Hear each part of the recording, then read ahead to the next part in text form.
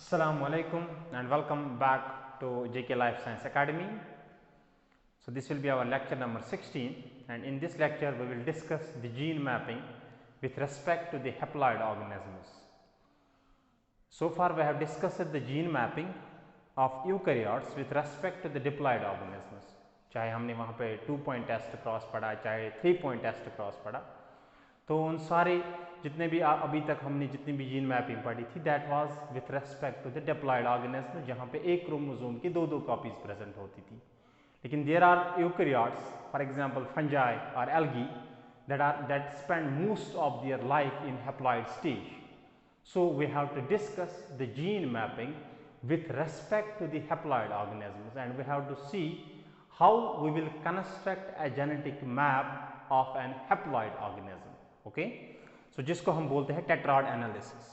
क्या बोलते हैं? Tetrad analysis. तो फंजाई और एल्गी के केस में क्या होता है, they spend most of their life in haploid stage, जहाँ पे क्या होता है, दो हैप्लॉयड ऑर्गेनिजम्स, दो हैप्लॉयड सेल्स फ्यूज हो जाती है और result the formation of a diploid zygote.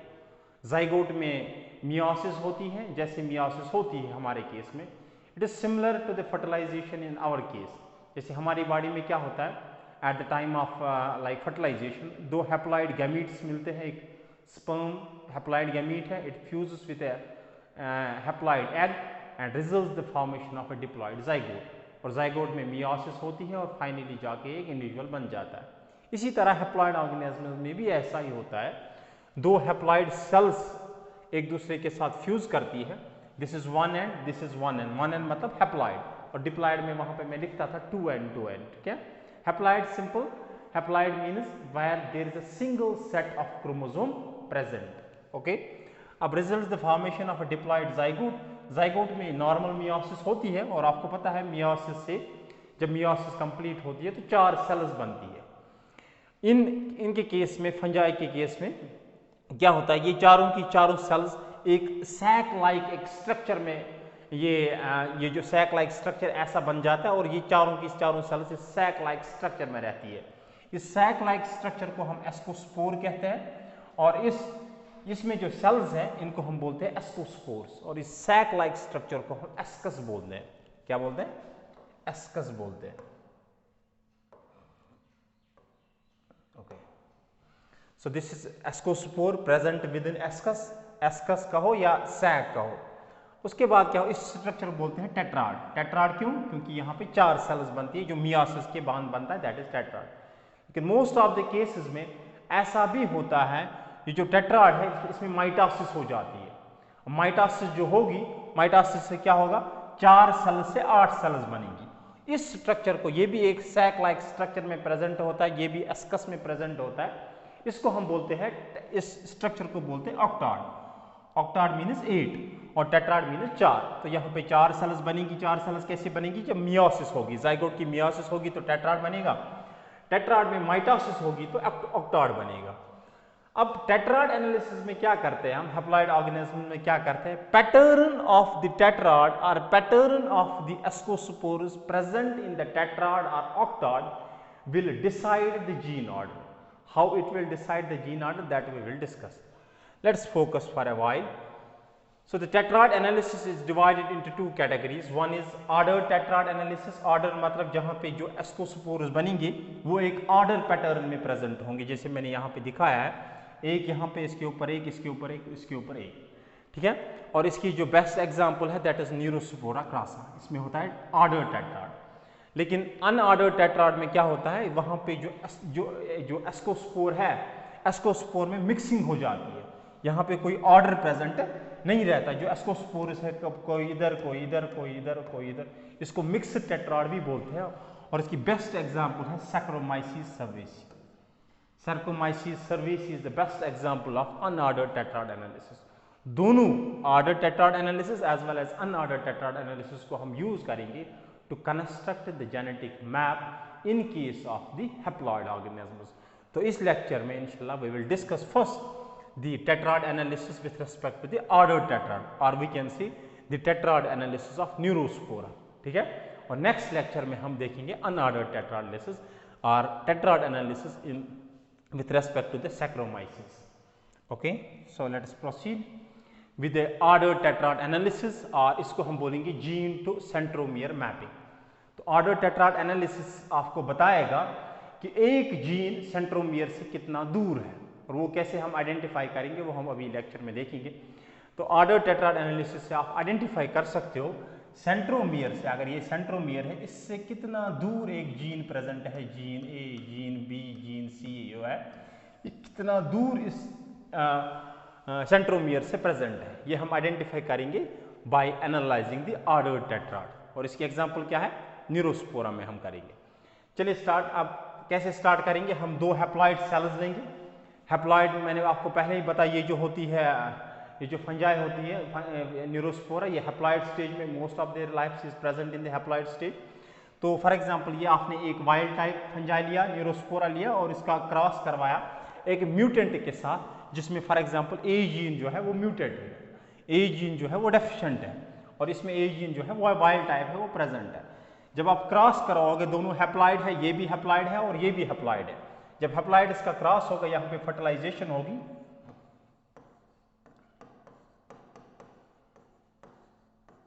Fertilisation के बाद बनेगा diploid zygote, this is diploid zygote, जैसे मैंने आपको बताया। और जाइगोट में क्या होती है, मियोसिस होती है, जाइगोट में होगी मियोसिस।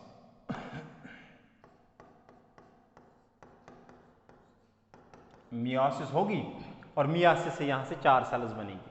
अगर आपको याद होगा, जो पहले लेक्चर में मैंने जब आपका सेल साइकिल बढ़ाया था, तो सेल साइकिल में मैंने बताया था आपको मियोसिस जो है वो एक स्मॉल सा फेज है यहाँ पे, जिसको हम बोलते हैं एम फेज, ये एम फेज है। लेकिन उससे पहले क्या होता है, सेल कहां से जाती है, इंटरफेज से, और इंटरफेज का है G1, S और G2, ठीक है। ये जो S फेज है, यहाँ पे क्या होगा, before the cell will enter to the M phase, it proceeds with the S phase. जब ये S फेज क्रॉस करेगी, it will lead, S phase में होता है DNA रेप्लिकेशन, और replication of DNA will lead to the duplication of structure. Replication के बाद cell जाएगी M फेज में, डिवीजन होगा वहां पे। तो ये यहाँ पे मुझे आपको ये याद दिलाना था कि इंटरफेज आता है before the cell will enter to the M phase, actual M phase, उससे पहले क्या आता है, इंटरफेज आता है। और इंटरफेज में रेप्लिकेशन ऑफ DNA होता है। रेप्लिकेशन ऑफ DNA जब होगा, it will lead to the duplication of structure, जो आप यहाँ पे देख रहे हो। आप देखो, ये जो कैपिटल A है ये वाला, और ये स्मॉल A है, जब इंटरफेस होगा कैपिटल A की 2 कॉपीज और स्मॉल A की 2 कॉपीज होंगी, ठीक है। अब रेप्लिकेशन हो गया, रेप्लिकेशन के बाद S फेज हो गया, अब सेल करेगी M फेज में प्रोसीड। M फेज में क्या होगा, वहां पे क्रॉसिंग ओवर होता है, पॉसिबिलिटी है क्रॉसिंग ओवर हो भी सकता है और क्रॉसिंग ओवर नहीं भी हो सकता है, दोनों पॉसिबिलिटीज है। और न्यूरोस्पोरा के केस में एक other type of cross over होता है, उसको बोलते हैं अल्टरनेट क्रॉस ओवर, वो भी हम देखने की कोशिश करेंगे अल्टरनेट क्रॉस ओवर क्या होता है। तो ये सारी पॉसिबिलिटीज लेके हम चलेंगे और देखेंगे इनसे क्या आउटकम आता है, जब क्रॉसिंग ओवर होगा तब क्या होगा, और अगर क्रॉसिंग ओवर नहीं होगा तो क्या होगा। अब ये जो आपके पास ये स्ट्रक्चर, जो टेट्राड आपके पास बन के आया है, ये जो स्ट्रक्चर, ये डाइवेलेंट स्ट्रक्चर जो आपके पास बन के आया है, अब इसमें पहली पॉसिबिलिटी ये है कि इसमें क्रॉसिंग ओवर नहीं होगी। एक पॉसिबिलिटी हम ये लेके चलते हैं। तो जब हम ये लेके चलेंगे that there is no cross over between gene और centromere, no cross over between gene and centromere, या कैपिटल और स्मॉल ए के बीच कोई क्रॉसिंग ओवर नहीं होगा, मियोसिस फर्स्ट कंप्लीट होगी। मियोसिस फर्स्ट में आपको याद है होमोलॉगस क्रोमोसोम सेपरेट हो जाते, सेग्रीगेट हो जाते, separation of homologous chromosomes, separation और segregation of homologous chromosomes, homologous chromosomes.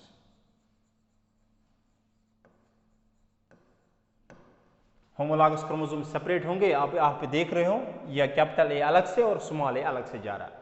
Meiosis second होगी, सिस्टर क्रोमैटिड्स टूट जाती हैं, sister chromatids will separate, sister chromatids separate. ये इन डिटेल मैंने पहले लेक्चर में पढ़ाया है, क्रोमोसोमल बेस ऑफ इनहेरिटेंस। अगर आपको ये समझ नहीं आ रहा है यहाँ पे, तो आप पहला लेक्चर जो है क्रोमोसोमल बेस ऑफ इनहेरिटेंस वो देख सकते हो। तो क्रोमोसोम जब मियोसिस सेकंड होगी तो यहाँ पे कट लगेगा, सिस्टर क्रोमैटिड्स टूट जाएंगे और आप देख रहे हो कैपिटल की 2 कॉपीज और स्मॉल की 2 कॉपीज बन के आ रही है। जब 4 कॉपीज बनेंगी, क्योंकि यहाँ पे ऑर्डर टेट्राड है, यहाँ पे जो एस्कोस्पोरस है वो एक ऑर्डर में, वो एक लीनियर फॉर्म में प्रेजेंट होंगे, एक के ऊपर एक, एक के ऊपर एक होगा। तो ये 2 यहाँ पे है और ये 2 यहाँ पे, इस स्ट्रक्चर को बोलेंगे टेट्राड। अगर आप टेट्राड का पैटर्न देखोगे, डोमिनेंट और रिसेसिव जीन जो है, इसका पैटर्न क्या है, आप देखो पैटर्न यहाँ पे है 2 डोमिनेंट और 2 रिसेसिव, इसको बोलेंगे 2:2, 2:2 पैटर्न। और मैंने आपको ये भी बताया था कि टेट्राड में कभी कभी माइटोसिस भी होती है, और अब माइटोसिस होगी तो हर एक सेल की माइटोसिस होगी। अगर 4 सेल्स है, 4 की माइटोसिस होगी तो 8 सेल्स बनेंगी, जिसको हम ऑक्टाड बोलते हैं। लेकिन चाहे टेट्राड हो या ऑक्टाड हो, न्यूरोस्पोरा के क्रॉस में या ऑर्डर टेट्राड के केस में, ये जो सारे एस्कोस्पोरस होंगे ये एक ऑर्डर में प्रेजेंट होंगे। क्या होंगे? एक पर्टिकुलर ऑर्डर में, एक लीनियर फॉर्म में ये प्रेजेंट होंगे। अगर आप जब ऑक्टाड का जो पैटर्न है अगर आप वो चेक करोगे, आप देखोगे यहाँ पे 4 डोमिनेंट और 4 रिसेसिव, इसको बोलेंगे 4:4, 4:4 पैटर्न। क्लियर? अब ये जो है क्योंकि यहाँ पे क्रॉसिंग ओवर नहीं हुई थी, और क्रॉसिंग ओवर नहीं हुई थी, आप देख रहे हो डोमिनेंट और रिसेसिव जीन जो है वो एक दूसरे से सेपरेट हो रहा है मियोसिस फर्स्ट में। जो ही मियोसिस फर्स्ट कंप्लीट हो रही है, डोमिनेंट एक साइड से जा रहे हैं और रिसेसिव एक साइड से जा रहे हैं। अगर ऐसा होगा कि डोमिनेंट और रिसेसिव जीन सेग्रीगेट हो जाएंगे, सेपरेट हो जाएंगे एक दूसरे के साथ एट द मियोसिस फर्स्ट, तो हम इनको बोलते हैं फर्स्ट डिवीजन सेग्रीगेटिंग प्रोडक्ट्स। क्या बोलते हैं? First division. तो इसको हम बोलेंगे first division segregation, FDS, first division segregation, first division segregation. First division segregation क्यों? क्योंकि ये जो है डोमिनेंट और रिसेसिव ये सेपरेट हो रहे हैं, सेग्रीगेट हो रहा है at the time of meiosis first. Meiosis second होगी, सिस्टर क्रोमैटिड्स ऑलरेडी टूट गए और यहां से ये बन गया। तो हम ये कह सकते हैं, हम क्या कंक्लूड करेंगे इस क्रॉस को देख के, हम क्या कंक्लूड करेंगे? कुछ पॉइंट्स जो है इंपॉर्टेंट। पहला पॉइंट, अगर क्रॉसिंग ओवर नहीं होगी, सारे के सारे जो गैमीट्स होंगे वो पैरेंटल टाइप होंगे, ये आपको भी पता है। क्योंकि अगर क्रॉसिंग ओवर होगी तो रिकम्बिनेशन होगी तो रिकम्बिनेंट्स बनेंगे। क्योंकि क्रॉसिंग ओवर नहीं होगी, जितने भी यहाँ पे एस्कोस्पोरस बन रहे हैं वो सारे के सारे क्या है? पैटर्नल है। तो एक पॉइंट। दूसरा पॉइंट ये, अगर सारे के सारे पैटर्नल होंगे तो हम उनको बोल देंगे फर्स्ट डिवीजन सेग्रीगेशन। क्यों? क्योंकि वो सारे के डोमिनेंट अगर क्रॉसिंग ओवर नहीं हो रही है, डोमिनेंट और रिसेसिव जो है वो सेग्रीगेट हो रहा है at the time of meiosis first. तो जो यहाँ पे बनेंगे प्रोडक्ट्स वो सारे के सारे क्या होंगे? क्या? FDS, first division segregating products. और उनका दूसरा पॉइंट, और उनका पैटर्न क्या होगा? फर्स्ट डिवीजन सेग्रीगेशन का पैटर्न क्या होगा? 2:2। अगर टेट्राड होगा तो 2:2, और अगर ऑक्टाड होगा तो 4:4। क्लियर? ये चीजें हमें याद रखनी है, ये हमें आगे जरूरत लगेगी जब हम कंस्ट्रक्ट करेंगे जेनेटिक मैप। अब चलिए दूसरी पॉसिबिलिटी लेके चलते हैं, that there is a cross over between gene and centromere. Centromere के बीच, जीन और सेंट्रोमियर के बीच क्रॉसिंग ओवर हो रही है। अगर क्रॉसिंग ओवर हो रही है, आप देख रहे हो क्रॉसिंग ओवर में पार्टिसिपेट करेंगी 2 नॉन सिस्टर क्रोमैटिड्स जो आप यहाँ पे कर रही है। तो जब मियोसिस फर्स्ट होगी, आप देख रहे हो ऊपर आएगा capital A as such, capital A. उसके बाद ये ब्लू लाइन यहाँ से जाएगी और ये ब्लैक के साथ मिक्स होगी। जो आप यहाँ पे देख रहे हो ब्लू जो है वो स्मॉल ए के साथ जा रहा है। क्लियर? और नीचे वाला जो ब्लैक है ये यहाँ से ऊपर वाले ब्लू के साथ जा रहा है, जो आप यहाँ पे देख रहे हो डोमिनेंट ए आ रहा है, और नीचे का एज सच स्मॉल ए आएगा। अभी आप देख रहे हो मियोसिस फर्स्ट कंप्लीट हो चुकी है, होमोलॉगस क्रोमोसोम्स एक दूसरे के साथ सेग्रीगेट हो चुके हैं, but still the dominant gene is still attached with the recessive gene. तो हम इनको फर्स्ट डिवीजन सेग्रीगेटिंग प्रोडक्ट्स नहीं कहेंगे, क्योंकि ये अभी एक दूसरे के साथ सेपरेट नहीं हुए हैं, तो हम इनको फर्स्ट डिवीजन सेग्रीगेटिंग प्रोडक्ट्स नहीं करेंगे। उसके बाद मियोसिस सेकंड होती है, जिसमें सिस्टर क्रोमैटिड्स टूट जाती है, और जब ऑब्वियसली जब सिस्टर क्रोमैटिड्स टूट जाएंगी तो अब तो इनको एक दूसरे के साथ सेपरेट होना ही है। There is no other way, there is no other possibility. अब जब टेट्राड बनेगा, यहाँ पे टेट्राड, क्योंकि यहाँ पे अब कट लगेगा तो बनेगा कैपिटल ए, उसके बाद स्मॉल ए, उसके बाद ये कैपिटल ए और उसके बाद ये स्मॉल ए। ये जो टेट्राड है ये सारा का सारा कौन सा टेट्राड है? Second division segregation, SDS, second division segregation, second division segregation. Second division segregation क्यों? क्योंकि यहां पे डोमिनेंट और रिसेसिव जो जीन है वो कब सेपरेट हो रहे हैं, वो कब सेग्रीगेट हो रहे हैं? Eight the time of meiosis second, not at the time of meiosis first. Okay, अब जो पैटर्न यहां पे है वो है 1:1:1:1। It will 1:1:1:1। क्लियर? अब सेकंड डिवीजन सेग्रीगेशन में माइटोसिस होगी, माइटोसिस में क्या बनेगा? ऑक्टाड बनेगा। ऑक्टाड माइटोसिस होगी तो इसकी 2 कॉपीज, इसकी 2 कॉपीज, इसकी 2 कॉपीज और इसकी 2 कॉपीज। आप यहां पे देख रहे हो कैपिटल ए की 2 कॉपीज तो 2:2:2:2। तो पैटर्न बनेगा 2:2:2:2। क्लियर?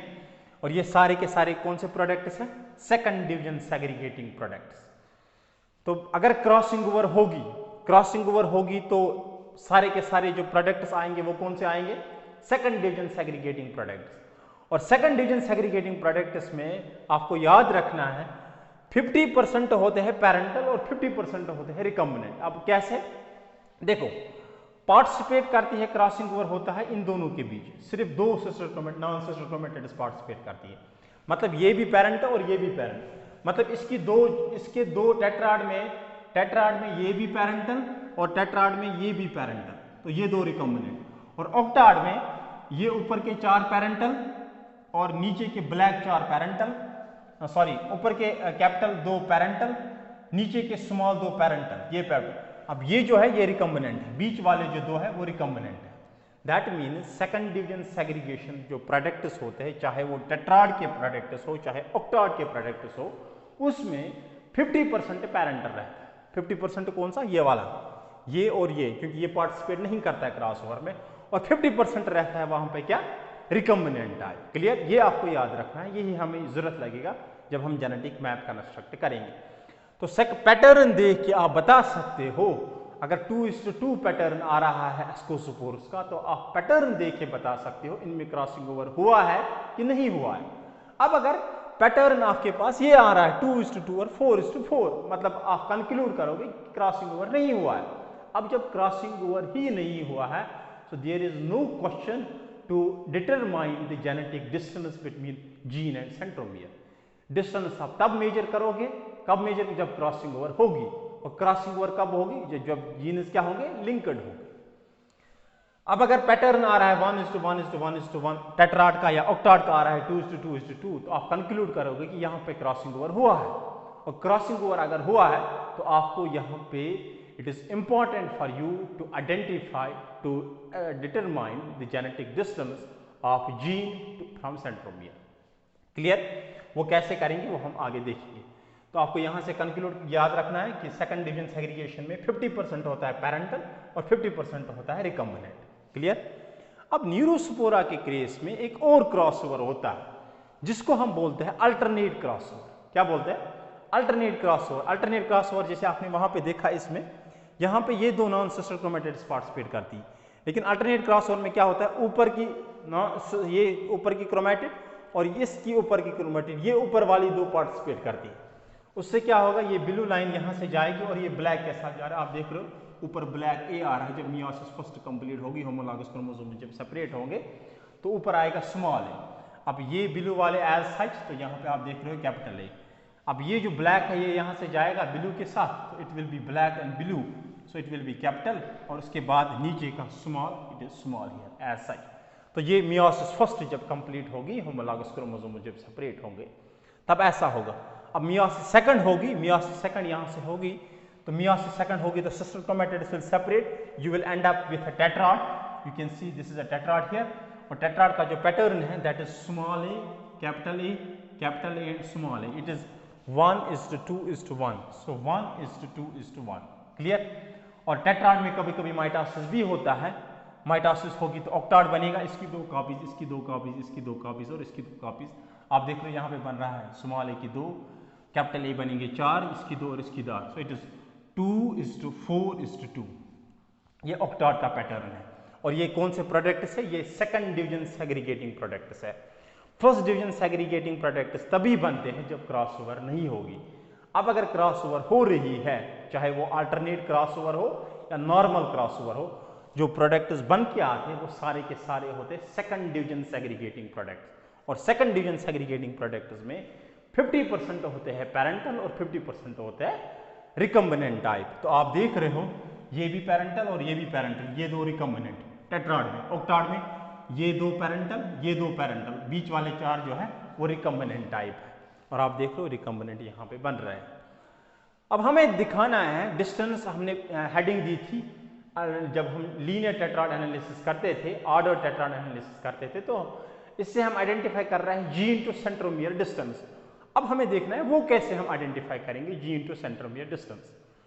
पिछले लेक्चर में मैंने आपको बताया था कि जो जेनेटिक डिस्टेंस हम मेजर करते हैं वो करते हैं हम रिकम्बिनेशन फ्रीक्वेंसी के बेस पे, और वहाँ पे हमारे पास फार्मूला हुआ करता था, it is recombination frequency is number of recombinants divided by total into 100, क्योंकि परसेंटेज में निकाल रहे हो तो इंटू 100, और जितना परसेंट वहाँ पे रिकम्बिनेंट बनता था हम बोलते थे कि इतना सेंटीमॉर्गन डिस्टेंस है बिटवीन टू जीन्स। ठीक है, यहाँ पे भी वही फार्मूला यूज होगी, number of recombinants divided by total into 100।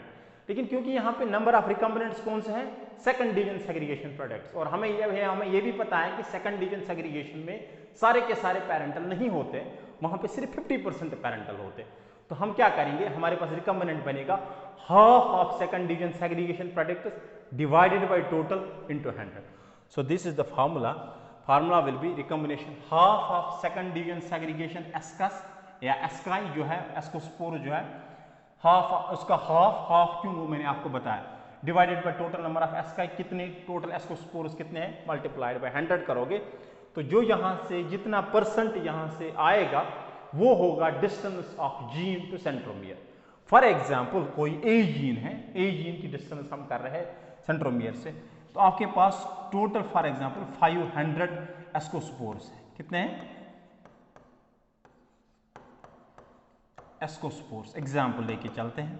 अब 500 में 100 जो है वो है फर्स्ट डिवीजन ये है सेकंड डिवीजन सेग्रीगेशन, 100 है सेकंड डिवीजन सेग्रीगेशन, और बचे 400 जो आपके पास है ये सारे के सारे क्या है, फर्स्ट डिवीजन सेग्रीगेशन प्रोडक्ट्स, ये 400 ऐसे। अब अगर मैं आपको बताऊं डिस्टेंस निकालो तो आप कैसे निकालोगे, हाफ ऑफ सेकंड डिवीजन, मतलब इसका half it will B 50, so it will come 50 by total is 500, 100 plus this is 500 multiplied by 100 करोगे, जब आप इसको कट करोगे यहाँ से, so it will come up around 10%, तो 10 centimorgan is a distance of gene to centromere. So this is centromere and this is for example gene A, so they are apart from each other by 10 centimorgan. Clear? इस तरह से genetic map बनाया जाता है linear tetrad के analysis में। ये एक सिंपल एग्जांपल से मैंने आपको यहाँ पे समझाने की कोशिश की। इन डिटेल हम जितने भी CSIR के क्वेश्चंस आ चुके हैं इस पे टेट्राड एनालिसिस पे, जब हम नेक्स्ट लेक्चर जो हमारा है that is unordered tetrad analysis वो कंप्लीट करेंगे, और उसके बाद हम एक सेपरेट वीडियो बनाएंगे जिसमें हम सारे न्यूमेरिकल्स जो है related to the tetrad analysis, चाहे वो ऑर्डर्ड टेट्राड हो या अनऑर्डर्ड टेट्राड हो, हम देखेंगे CSIR में किस तरह के क्वेश्चन आते हैं और उनको यहाँ पे सॉल्व करने की कोशिश करेंगे। तो आई थिंक इस लेक्चर में इतना ही, इंशाल्लाह मिलते हैं नेक्स्ट लेक्चर में। तो तब तक के लिए आप जो अगर आप हमारी चैनल पे नए हो तो please and please do subscribe more and more, share, comment, that's very important for our channel. और अगर आप कुछ और सजेस्ट करना चाहते हो हमारे चैनल के लिए, या कुछ और भी जो आपको लग रहा है कुछ चीज़ें हमें ऐड करनी चाहिए, या कुछ चीज़ें हमें अपना ऑल इन ऑल हमें आपका फीडबैक चाहिए, तो वो ज़रूरी है, आप वो हमें दे सकते हो। बट प्लीज़ एंड प्लीज़ जितना मैक्स जितना आप सब्सक्राइब कर सकते हो उतना करने की कोशिश करो, ठीक है? तो इंशाल्लाह see you in the next lecture, तब तक के लिए अल्लाह हाफ़िज़, थैंक यू।